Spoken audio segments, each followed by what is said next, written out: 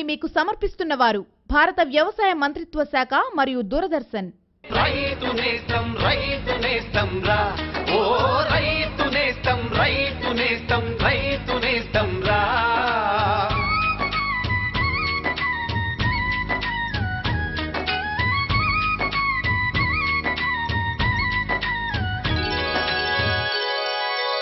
నమస్కారం, నా పేరు జేఎస్ అరవింద్. రైతు నేస్తం కార్యక్రమానికి స్వాగతం.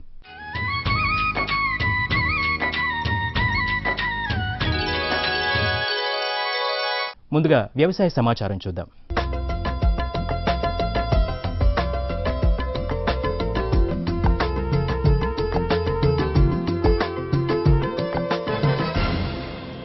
వాతావరణాధారమైన వ్యవసాయ సలహాలు. వరి ప్రస్తుత వాతావరణ పరిస్థితులలో వరి నారుమల్లలో అగ్గి తెగులు ఆశించుటకు అనుకూలంగా ఉంది. తెగులు గమనించినట్లయితే నివారణకు 0.6 గ్రాముల ట్రైసైక్లోజోల్ మందును లీటరు నీటిలో కలిపి పిచికారీ చేయాలి. 10 నుండి 15 రోజుల వయస్సు నారుమల్లలో 1 కిలో యూరియాకు 2 గ్రాముల కార్బండిజం మ్యాంకోజెబ్ మిశ్రమాన్ని పైపాటుగా వేసి తెగుళ్లు ఆశించకుండా ఆరోగ్యవంతమైన నారును పెంచుకోవాలి. నారుమల్లలో కాండం తొలుచు పురుగు గమనించినట్లయితే నివారణకు 800 గ్రాముల కార్బోఫ్యూరాన్ 3G గుళికలను 200 చదరపు మీటర్ల విస్తీర్ణం గల నారుమడిలో వేయాలి. మొక్కజొన్న తరచుగా అంతరకృషి చేసి కలుపును నివారించి నేలలోని తేమను సంరక్షించుకోవాలి. మొక్కజొన్నలో కాండం తొలుచు పురుగు ఆశించకుండా 12 నుండి 15 రోజుల వయస్సు గల పైరుకు 1.6 మిల్లీలీటర్ల మోనోక్రోటోపాస్ లేదా 0.3 మిల్లీలీటర్ల క్లోరాంట్రానిలిప్రోల్ మందును లీటరు నీటిలో కలిపి పిచికారీ చేయాలి. ఆ తర్వాత దశలో ఆశించిన పైరుకు కార్బోఫ్యూరాన్ 3G గుళికలను ఎకరానికి 4 కిలోల చొప్పున ఆకు సుడులలో వేయాలి. నేలలో తగినంత తేమ ఉన్నట్లయితే 25 నుంచి 30 రోజుల పైరుకు ఎకరానికి 45 నుండి 50 కిలోల యూరియాను పైపాటుగా వేసుకోవాలి. పెసర పంటల్లో ప్లీ బీటిల్ నివారణకు 2 మిల్లీలీటర్ల క్వినాల్ఫాస్ లేదా 1.5 గ్రాముల ఎసిఫేట్ లేదా 1.6 మిల్లీలీటర్ల మోనోక్రోటోఫాస్ లీటరు నీటిలో కలిపి పిచికారీ చేయాలి. కూరగాయ పంటలలో రసం పీల్చే పురుగుల నివారణకు 0.3 మిల్లీలీటర్ల ఇమిడాక్లోపిరిడ్ మందును లీటరు నీటిలో కలిపి పిచికారీ చేయాలి. పశుపోషణ ప్రస్తుత వాతావరణ పరిస్థితులు. కోళ్లలో కొక్కెర తెగులు, గొర్రెలలో చిటుకు, మసూచి వ్యాధి మరియు పీపీఆర్. ఆవులు మరియు గేదెలలో గొంతువాపు వ్యాధి, గొంతు మరియు గాలికుంటు వ్యాధి సోకుటకు అనుకూలం. వీటి నివారణకు టీకాలు వేయించాలి. వాతావరణ సూచనలు. గడిచిన 3 రోజులలో రాష్ట్రంలో అక్కడక్కడ తేలికపాటి వర్షాలు కురిశాయి. పగటి ఉష్ణోగ్రతలు 31 నుండి 35 డిగ్రీల సెల్సియస్ మధ్య మరియు రాత్రి ఉష్ణోగ్రతలు 22 నుండి 27 డిగ్రీల సెల్సియస్ మధ్య నమోదయ్యాయి.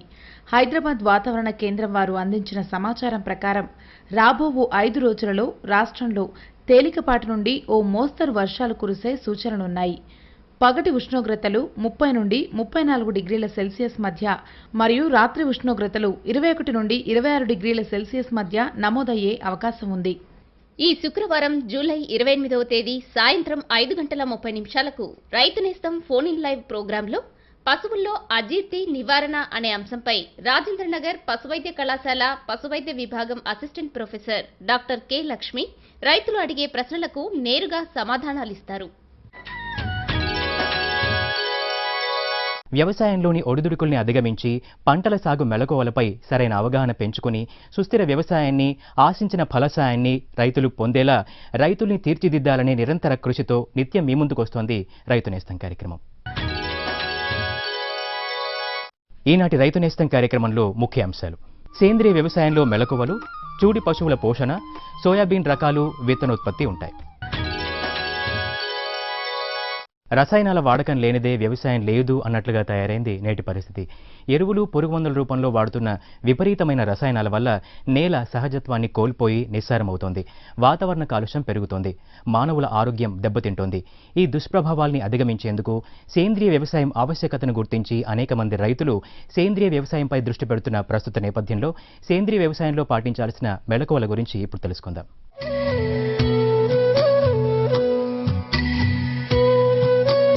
అటు ఎరువులు, ఇటు పురుగుల మందులు, తెగుళ్ల మందులు, ఎటు చూసినా రసాయన వాడకం పెరిగిపోయి వ్యవసాయం రసాయనమయం అయిందనటంలో అతిశయోక్తి లేదు. అయితే వీటి దుష్ప్రభావాలపై అవగాహన పెరుగుతుండటంతో అనేక మంది రైతులు ఇప్పుడిప్పుడే సేంద్రియ వ్యవసాయంపై అధికంగా మొగ్గు చూపుతున్నారు.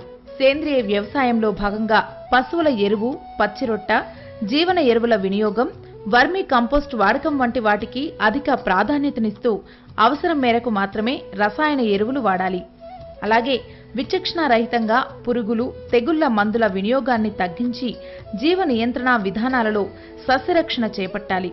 ఈ జీవ నియంత్రణ పద్ధతుల ద్వారా సమర్థవంతంగా ఏ విధంగా సస్యరక్షణ చేపట్టవచ్చో హైదరాబాద్ జీవ నియంత్రణ విభాగం అధిపతి, ప్రధాన శాస్త్రవేత్త డాక్టర్ ఎస్జే రెహమాన్ గారి మాటల్లో తెలుసుకుందాం. ఈ జీవ నియంత్రణ పద్ధతులు మనం వాడుకోవాలి సేంద్రియ వ్యవసాయంలో ఒక భాగంగా అనుకున్నప్పుడు మనం వాటిల్లో ముఖ్యంగా 3 రకాల అంశాలని మనం వాడుకోవచ్చు. ఒకటి పరాన్నజీవుల వాడకము, అదే ట్రైకోగ్రామా గుడ్డు పరాన్నజీవిని ట్రైకోకార్డుల రూపంలో వివిధ పంటలు నాశించే మన హానికారకల పురుగు ఉధృతిని తగ్గించుకోవచ్చు. రెండవది ముఖ్య సాధనంగా మనం వాడేది బదనికల వాడకము, తద్వారా సంరక్షణ. ఈ రెండింటిని కూడా అది అక్షింతల పురుగు కానివ్వండి, అదే రకంగా అల్లిక రెక్కల పురుగు కానివ్వండి, కొన్ని రకాల సాలీడు ప్రజాతులు కానివ్వండి, వీటిని కనుక మనం వాడుకోవటం కానీ లేకపోతే మన పంట పొలాల్లో సహజ సిద్ధంగా ఉన్న వాటిని కనుక సమర్థవంతంగా సంరక్షించుకున్నట్లయితే కొన్ని చర్యల ద్వారా కూడా వాటి నుంచి లాభాలను పొందవచ్చు. వాటిని రసాయనిక పురుగు మందులకు ప్రత్యామ్నాయంగా మనం వాడుకుంటూ సస్యరక్షణ చేసుకుంటూ చీడపీడల ఉధృతిని తగ్గించుకుంటూ మంచి నాణ్యత గల ఉత్పత్తులను పొందవచ్చు. ఇక మూడవది ఈ మధ్య కాలంలో బాగా ప్రాచుర్యంలోకి వచ్చింది, అదే రకంగా సేంద్రియ వ్యవసాయంలో సర్టిఫికేషన్ పరంగా చూసుకున్నా కూడా అనుమతించబడ్డది తీసుకున్నట్లయితే జీవరసాయనాల వాడకము. అది బ్యాక్టీరియా ఆధారిత జీవరసాయనం కావచ్చు, వైరస్ ఆధారిత జీవరసాయనం కావచ్చు, అదే రకంగా కొన్ని రకాల కీటకనాశక శిలీంద్ర ఆధారిత జీవరసాయనాలు ఏవైతే ఉన్నాయో వాటిని కూడా వాడుకుంటూ మనం సేంద్రియ పద్ధతుల్లో మనం ఏదైతే ఉన్నదో సస్యరక్షణ చేసుకుంటూ రసాయనిక పురుగు మందులకు ఒక దీటైన ప్రత్యామ్నాయంగా వాడుకుంటూ మనం చేసుకోవచ్చు. మనం పరాన్నజీవుల్ని ఒక సమర్థవంతమైన ప్రత్యామ్నాయంగా మనం వాడుకోవాలి అనుకున్నప్పుడు ఇవి ట్రైకోకార్డుల రూపంలో లభ్యమవుతుంటాయి. ఈ ట్రైకోకార్డుల్ని మనం ఎకరానికి 4 కార్డులు కనుక వాడుకుంటున్నప్పుడు కార్డు పెట్టుకున్న 7 రోజుల ముందు, అదే పెట్టుకున్న 7 రోజుల తర్వాత వీలైనంత వరకు ఎటువంటి రసాయనిక పురుగు మందులు వాడకుండా కనుక చూసుకున్నట్లయితే ఈ ట్రైకోగ్రామా గుడ్డు పరాన్నజీవుల్ని సేంద్రియ వ్యవసాయంలో ఒక పద్ధతిగా వాడుకుంటూ మనం ఏదైతే ఉన్నదో వాటిని సమర్థవంతంగా మనం ఏదైతే వాటి వలన లాభాన్ని పొందవచ్చు. మనం వరి వంటి పంట తీసుకున్నట్లయితే మనం నాటుకున్న 25వ రోజు తర్వాత మొదటిసారి పెట్టుకుంటూ 10 రోజుల వ్యవధి పెట్టుకుంటూ 5 సార్లు ఎకరానికి 4 కార్డులు పెట్టుకోవాలి. మనం నాటుకున్న 25వ రోజు నుంచి తల్లి రెక్కల పురుగు ఏదైతే ఉన్నదో తన గుడ్లని పంట పొలంలో పెడుతూ ఉంటుంది.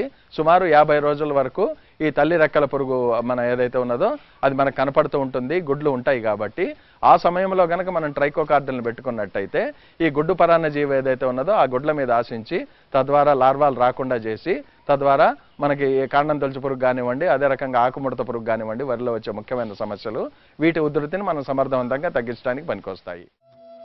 పంట మొక్కలపై హాని చేసే పురుగులున్నట్లే మేలు చేసే పురుగులు ఉంటాయి. వీటినే మిత్ర పురుగులు అంటారు. ఈ మిత్ర పురుగులకు హాని చేయని రసాయనాలను అతి తక్కువగా అవసరం మేరకు మాత్రమే పిచికారు చేసుకోవటం వలన అల్లికరెక్కల పురుగు, అక్షంతల పురుగు, అనేక రకాల సాలిడ్ ప్రజాతుల వంటి బదనికలను సంరక్షించుకోవాలి. బ్యాక్టీరియా, వైరస్, ఫంగస్ ఆధారిత వివిధ జీవ రసాయనాలు, వాటి వాడకం, మోతాదు మొదలైన అంశాల గురించి పూర్తి వివరాలను వివరిస్తారు డాక్టర్ రెహమాన్ గారు. ఈ రసాయనిక పురుగు మందులు వాడేటప్పుడు మార్కెట్లో రకరకాల పురుగుల మందులు లభ్యమవుతున్నాయి కాబట్టి వీలైనంత వరకు మిత్ర పురుగులకి తక్కువ హాని చేసే గనక రసాయనిక పురుగు మందుల్ని రైతు సోదరులు తప్పనిసరి పరిస్థితుల్లో మాత్రమే వాడుకుంటే ఏదైతే ఉన్నదో అది ఒక సంరక్షణ చర్యగా మనం చెప్పుకుంటాము. ఈ రకంగా మెళుకు పాటించడం వలన మన పంట పొలాల్లో సహజ సిద్ధంగా ఉండే అల్లిక రెక్కల పురుగులు కానివ్వండి, అదే రకంగా అక్షింతల పురుగులు కానివ్వండి, అదే రకంగా వివిధ రకాల సాలీడ్ల ప్రజాతులు ఏవైతే ఉన్నాయో అవి సమర్థవంతంగా సంరక్షించబడి వాటి పని అవి చేసుకుంటూ మన పురుగుల ఉధృతిని తగ్గించడానికి పనికొస్తాయి. ఉదాహరణకు మనం తీసుకున్నట్లయితే వరి వంటి పంటలో సాలీడు ప్రజాతులు చాలా ఎక్కువగా చూడటం జరిగింది కాబట్టి సుమారుగా 190 కంటే ఎక్కువగా సాలీడు ప్రజాతులు ఒక వరి పంటలోనే మనం గమనించడం జరిగింది. కాబట్టి వీలైనంత వరకు అవసరమైతే తప్ప రసాయనిక పురుగు మందులు కానీ తెగుళ్ళ మందులు కానీ వాడుతూ అది కూడా మనం నిర్దేశించబడిన పురుగుకో తెగులుకో వాడుకుంటూ నిర్దేశించబడిన మన ప్రమాణాలతో వాడుకున్నట్టయితే ఇవి సంరక్షించబడతాయి. తద్వారా మనం దాని లాభాలని పొందవచ్చు. ఈ మైలుకోలను ఏదైతే ఉన్నదో రైతు సోదరులు తప్పనిసరిగా పాటించాలి. ఈ వైరస్ ఆధారిత జీవరసాయనాలను వాడుతున్నప్పుడు రైతు సోదరులు తప్పనిసరిగా మనం ఎకరానికి సరిపోయే 100 లార్వల్ ఈక్వలెంట్ల ఐఆర్ఎస్ ద్రావకాన్ని వాడుకుంటున్నప్పుడు దాంట్లో 1 కిలో బెల్లం, అదే రకంగా 100 మిల్లీలీటర్లు టినోపాల్ కానివ్వండి, రానిపాల్ కానివ్వండి, ఇవి రెండూ దొరకని పక్షంలో మనం వాడిన సబ్బు బిళ్ళ రావడం ఏదైతే ఉందో అదన్నా కలిపి వాడుకుంటా. అంటే దీంట్లో ముఖ్య ఉద్దేశం ఏంటంటే మనం ఏదైతే వైరస్ ఆధారిత జీవరసాయనం వాడుతున్నప్పుడు మన సూర్యరశ్మిలోని అతి నీల లోహిత కిరణాలు అల్ట్రావైలెస్ రేట్ అంటాము, అవి గనక ఎక్కువ పడుతున్నట్టయితే వాటి క్షమతలో కొంచెం తగ్గుదల మనం చూడటం జరిగింది. కాబట్టి ఈ బెల్లం కలుపుకోవటం ద్వారా, అదే రకంగా సబ్బు నీళ్లు కానీ, టినోపాల్ కానీ, రానిపాల్ కానీ కలుపుకోవటం ద్వారా ఆ క్షమతలో మన తగ్గుదల ఏదైతే ఉన్నదో దాన్ని నివారించుకోవటం జరుగుతుంది. కాబట్టి అది చేసుకోవాలి. ఈ పొడి రూపంలో దొరికే జీవరసాయనాలని, కీటకనాశక శిలీంధ్ర ఆధారిత జీవరసాయనాలని 5 గ్రాములు ప్రతి లీటర్ నీటికి కలుపుకుని 2 సార్లు 10 రోజుల వ్యవధిలో మనం పిచికారీ చేసుకోవాలి. ఇది చేసుకుంటున్నప్పుడు పాటించాల్సిన మెలకువ ఏంటంటే ఈ బవేరియా బాసియానా అనబడే కీటకనాశక శిలీంధ్ర ఆధారిత జీవరసాయనం ఏదైతే ఉన్నదో ఇవి రెక్కల పురుగుకు ఉద్దేశించింది. అదే రకంగా మెటరైజియం ఎనైసోప్లీ అనబడే జీవరసాయనము మనం వేరు నాశించే పురుగులు, ముఖ్యంగా వేరు పురుగుకు ఉద్దేశించి వివిధ పంటల్లో మనకు వస్తూ ఉంటుంది, దాన్ని ఉద్దేశించి చేయబడ్డది. ఈ రసం పీల్చే పురుగుల సముదాయాన్ని, అది పత్తి పంటలో కానివ్వండి, వరిలో కానివ్వండి, కాయగూర పంటల్లో కానివ్వండి, ఇతరత్ర ఏదైనా ముఖ్యమైన పంటలు మనం వాడుకోవాలి అనుకున్నప్పుడు ఈ వర్టిసిలియం లకాని, ఈ మధ్య కాలంలో పేరు మార్చి లకానిసిలియం లకానిగా పిలువబడుతున్నది, దీన్ని 5 గ్రాములు ప్రతి లీటర్ నీటికి కలుపుకుని మనం పిచికారీ చేసుకోవాలి. రైతు నేస్తం కార్యక్రమంలో ఇప్పుడు ఒక స్వల్ప విరామం. ఇదిగో ఇంకా చెప్పు. అంతే. అరే అదేమిటయ్యా, ఇంత కొంచెం రసాయనిక ఎరువా? పొలం పనులు మానేసావేంటి? పొలం పనులు కాదు, అమాయకత్వాన్ని వదిలేశాను. మట్టి పరీక్షలు జరిపించాను. ఏం లేదు, ఇప్పుడు ఎంత అవసరమో అంతే ఎరువుని పొలంలో జల్లుతాం. రైతన్నలు ఈ రోజే మీ సమీపంలోని జిల్లా భూపరీక్ష ప్రయోగశాలలో మట్టి పరీక్షలు జరిపించండి. మట్టిలోని పోషక తత్వాలు, తేమ, మొక్కల అభివృద్ధిని దృష్టిలో పెట్టుకుని కావలసిన పోషక తత్వాల్ని జల్లండి. అన్నట్టు మట్టిలోని సల్ఫర్, జింక్, బోరోన్ వంటి సూక్ష్మ పోషక తత్వాల గురించి తెలుసుకోవడం మర్చిపోకండి. ఎరువు ఇంకా జైవిక ఎరువుల్ని సరిగ్గా వాడి నేలలోని ఉత్పాదక శక్తిని పెంపొందించండి. దిగుబడిని పెంచి ఖర్చుని తగ్గించండి. అమూల్యమైన విదేశీ ద్రవ్యాన్ని పొదుపు చేయడంలో సహకరించండి. అంతేకాదు, కొద్ది కొద్దిగా నత్రజనిని అందించే ఎరువులు అంటే వేపతో కూడిన యూరియాకి ప్రాధాన్యతనివ్వండి. ఆకుల మీద యూరియాని జల్లండి. అరే వా, నిజంగానే తెలివైన వాడు అయ్యావే. అధిక సమాచారానికి సంప్రదించండి జిల్లా వ్యవసాయ అధికారి లేదా కిసాన్ కాల్ సెంటర్. రైతు నేస్తం కార్యక్రమానికి తిరిగి స్వాగతం. పాడి పరిశ్రమను సరైన విధంగా అభివృద్ధి చేసుకోవాలంటే పాడి రైతులు తమ పశువుల్ని సకాలంలో చూడి కట్టించేసి దూడల్ని ఉత్పత్తి చేయడం ఎంత ముఖ్యమో ఆ చూడి కట్టిన పశువుల సంరక్షణ కూడా అంతే ముఖ్యం. చూడి పశువుల పోషణ విషయంలో ప్రత్యేక శ్రద్ధ వహించినప్పుడే ఆరోగ్యకరమైన దూడల్ని పొంది తల్లి పశువుల ఆరోగ్యం కాపాడుకుని పాల దిగుబడి తగ్గకుండా ఉండే అవకాశం ఉంది. చూడి పశువుల పోషణ విషయంలో ఎలాంటి జాగ్రత్తలు తీసుకోవాలో ఇప్పుడు తెలుసుకుందాం.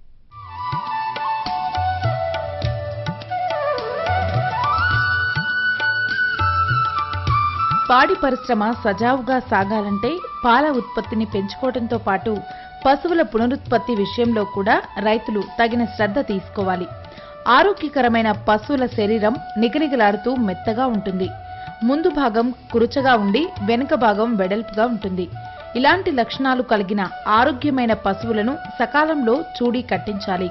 చూడి కట్టిన పశువుల ఆహారం, ఆరోగ్యం విషయంలో ఎలాంటి జాగ్రత్తలు తీసుకోవాలి, కట్టిన దగ్గర నుండి ఈనే వరకు, ఈనిన తరువాత పాల ఉత్పత్తి విషయంలో ఏ విధమైన జాగ్రత్తలు తీసుకోవాలి వంటి అనేక అంశాల గురించి రైతుల సందేహాలను నివృత్తి చేస్తూ వివరాలను మనకు తెలియజేస్తున్నారు చేవెళ్ల పశు వైద్యాధికారి డాక్టర్ మధుసూదన్ గారు. నమస్కారం, నా పేరు డాక్టర్ మధుసూదన్, చేవెళ్ల పశు వైద్యాధికారిని.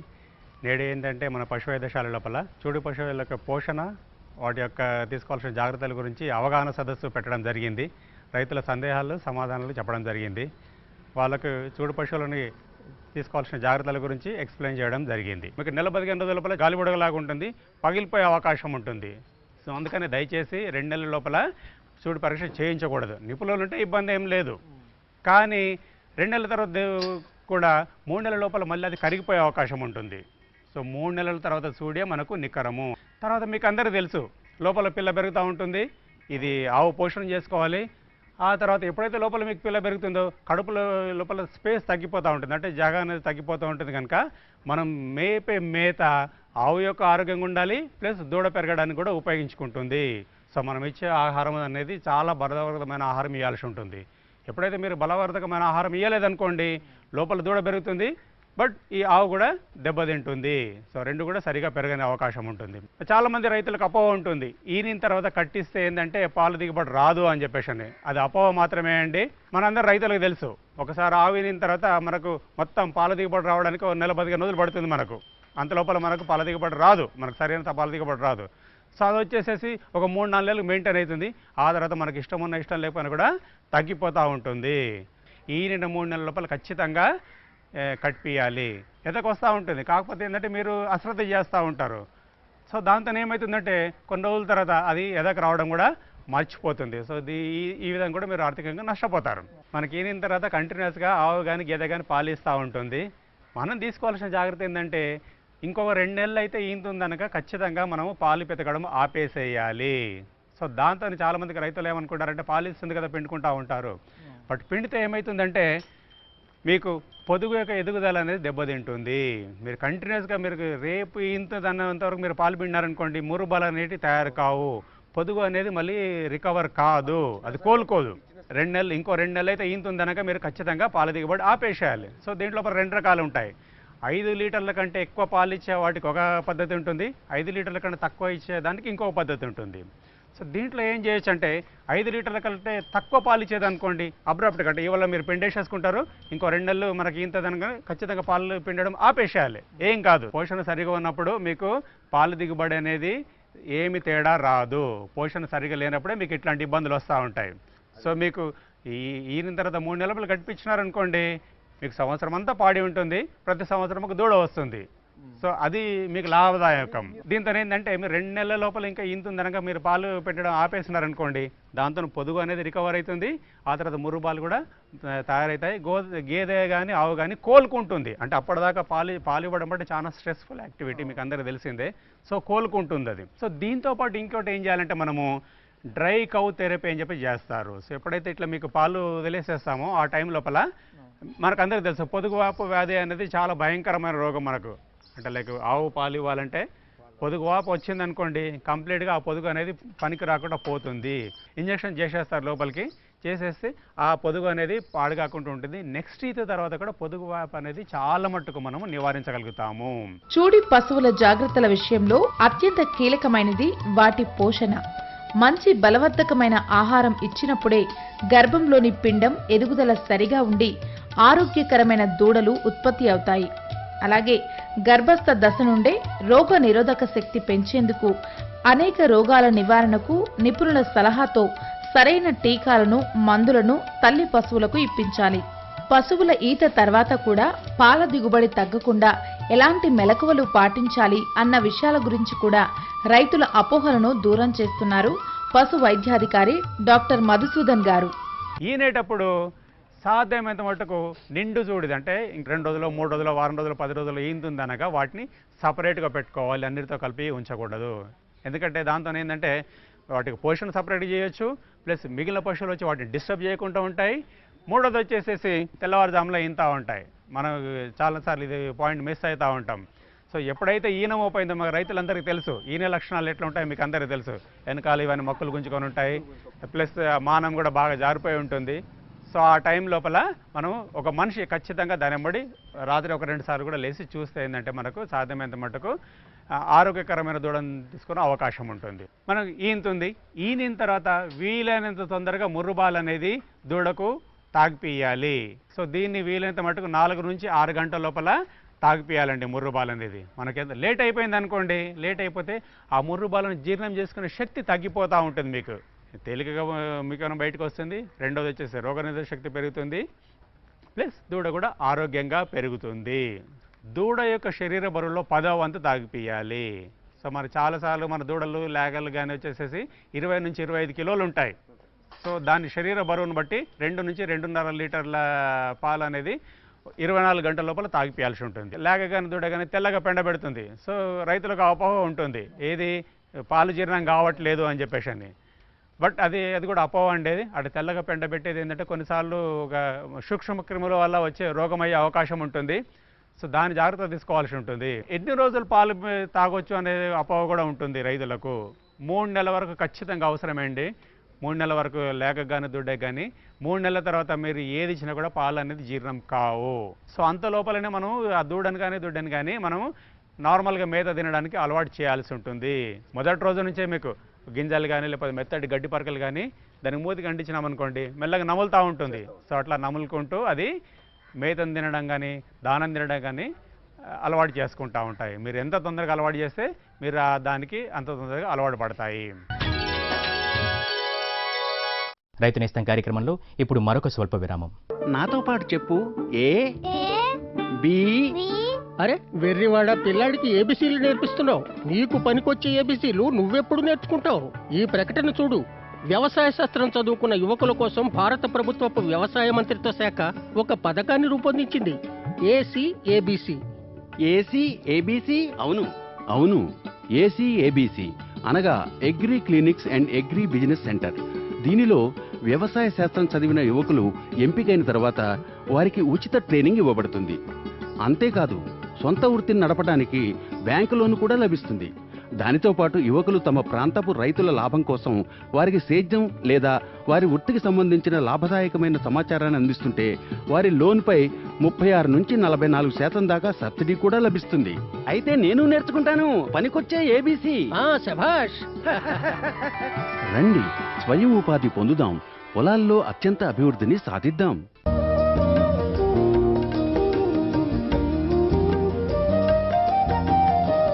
అరే రాఘవ్, విత్తనాలు కొన్నావు, కీటనాశకాలు కొన్నావు, ఇంకా ఎరువు కొన్నావు. వీటన్నిటికీ డబ్బు ఎక్కడి నుంచి వచ్చింది? గోపాల్, ఇప్పుడు డబ్బు గురించి ఎందుకురా దిగులు? నా దగ్గర ఇప్పుడు కిసాన్ క్రెడిట్ కార్డు ఉంది. కార్డా? ఇదేమిటి? ఏంటా, ఇది బ్యాంకు నుండి దొరుకుతుంది. ఈ కార్డుతో ఒక పరిమితి వరకు మన పొలానికి ఏమేం సామాన్లు కావాలో ఇవన్నీ కొనొచ్చు. అట్టగా నాకు కూడా ఒక కార్డు ఇప్పించు. తగే, సమీపంలోని బ్యాంకుకు వెళ్ళు, కార్డు తీసుకో, ఇంకా బోలెడు లాభాన్ని పొందు. రైతు నేస్తం కార్యక్రమానికి తిరిగి స్వాగతం. మన రాష్ట్రంలో అధిక విస్తీర్ణంలో పండిస్తున్న నూనె గింజలు, పప్పు దినుసుల రకానికి చెందిన పంటల్లో సోయాబీన్ మంచి ప్రాముఖ్యత పొందింది. మంచి పోషక విలువలుండే సోయా పంటను ప్రతి సంవత్సరం విత్తన కొరత సమస్య లేకుండా సాగు చేసుకునేందుకు అనువైన మంచి రకాల్ని ఎంపిక చేసుకుని విత్తనోత్పత్తి చేపట్టడం రైతుకు లాభదాయకంగా ఉంటుంది. సోయాబీన్ సాగు విత్తనోత్పత్తి చేపడుతున్న రైతులకు దీనికి సంబంధించిన మరిన్ని వివరాల్ని ఇప్పుడు చూద్దాం.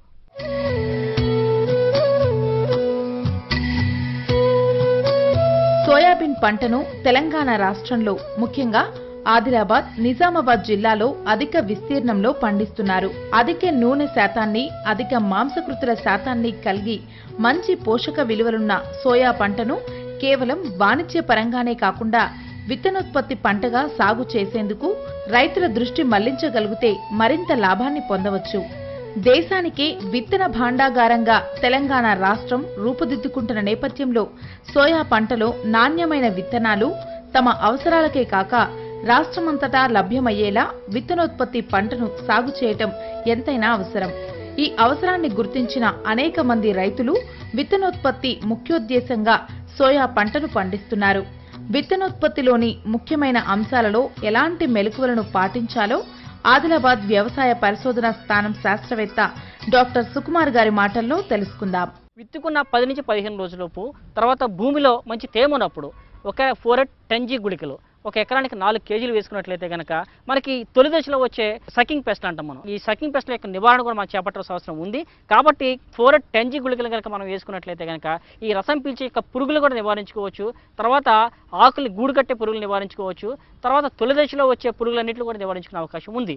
తర్వాత దీనికన్నా ముందు సీడ్ ట్రీట్మెంట్, మనకి చాలామంది విత్తన శుద్ధి చేసుకునే అలవాటు లేదు సోయా చిక్కుల్లో. కాబట్టి విత్తన శుద్ధి చేసుకోవాల్సిన అవసరం ఈ మారిన ప్రస్తుత పరిస్థితుల్లో మాత్రం ఎంతైనా అవకాశం ఉంది. ఎందుకంటే మనకి యాంత్రోక్నస్ తెగులు వచ్చేస్తూ ఉంది, తర్వాత లీవ్ స్పాట్స్ వస్తూ ఉన్నాయి, కాబట్టి రకరకాల తెగులు విజృంభిస్తూ ఉన్నాయి. కాబట్టి మొదట మనం చేసుకోవాల్సింది ఏంటంటే కార్బండిజం ప్లస్ మ్యాంకోజెబ్ కాంబినేషన్. అంటే కార్బండిజం మ్యాంకోజెబ్ మందుల మిశ్రమంతో మనకు దొరికే ఏ మందు అయినప్పటికీ కూడా మార్కెట్లో అది కేజీ విత్తనానికి ఒక 2 గ్రాములతో మనం విత్తన శుద్ధి చేసుకున్నట్లయితే కనుక మనకి అన్ని రకాలుగా మేలు జరిగే అవకాశం ఉంది. కాబట్టి తర్వాతి దశలో వచ్చే ఈ తెగుళ్ళ బారి నుంచి మనం కాపాడుకోవచ్చు.